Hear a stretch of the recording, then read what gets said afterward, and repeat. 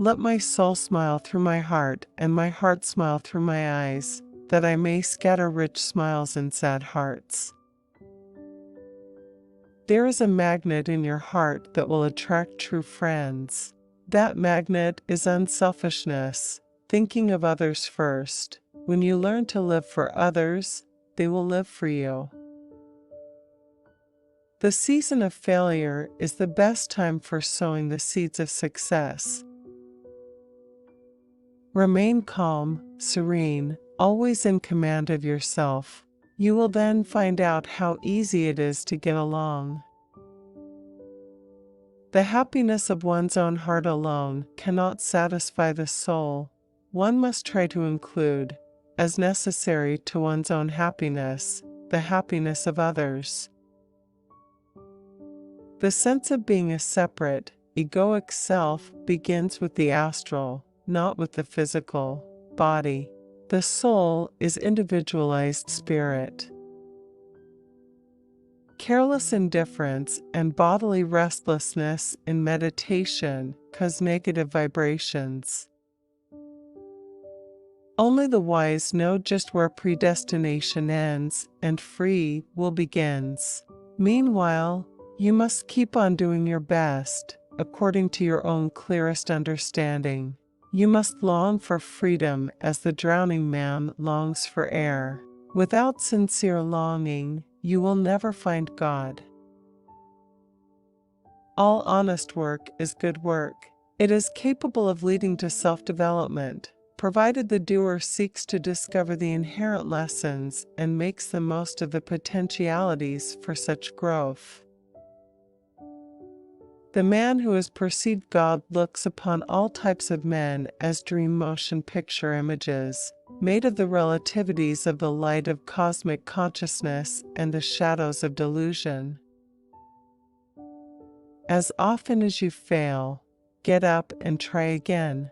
God will never let you down, so long as you don't let Him down, and so long as you make the effort. Whoever comes to me finds me a mirror to whatever is in his heart. Thus, I try to help him to see qualities in himself that he needs to overcome. The man form is higher than the angel form. Of all forms it is the highest. Man is the highest being in creation because he aspires to freedom. Truth is exact correspondence with reality. My keen love of travel was seldom hindered by Father. He permitted me, even as a mere boy, to visit many cities and pilgrimage spots. Everything, at first, is an idea, a special creation. When your mind is fully withdrawn in superconsciousness, it becomes centered in the bliss of the spine. You are then in your ideational or causal body. That is the level of the soul. There are always two forces warring against each other within us. The ordinary man considers solids and liquids and the energy manifestations of the material world to be vastly different, but the yogi sees them as various vibrations of the one cosmic light. When the yogi starts to meditate, he must leave behind all sensory thoughts and all longings for possessions by quieting the waves of feeling, chit, and the mental restlessness that arises therefrom, through the application of techniques that reinstate the controlling power of the untrammeled superconsciousness of the soul. Many great works of art, poetry, and music are inspired by astral memories. The desire to do noble, beautiful things here on earth is also often a carryover of astral experiences between a person's earth lives. Man is important in one sense only.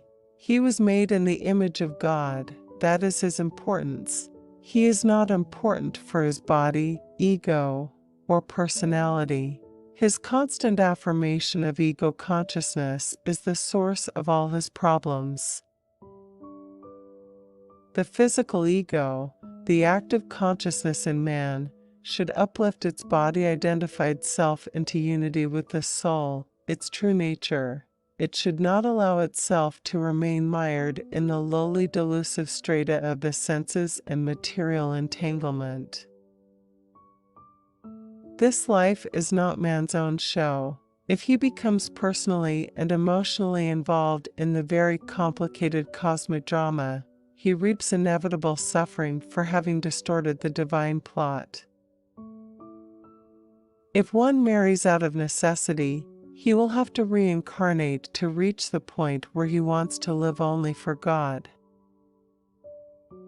I find my earliest memories covering the anachronistic features of a previous incarnation. Clear recollections came to me of a distant life, a yogi amidst the Himalayan snows.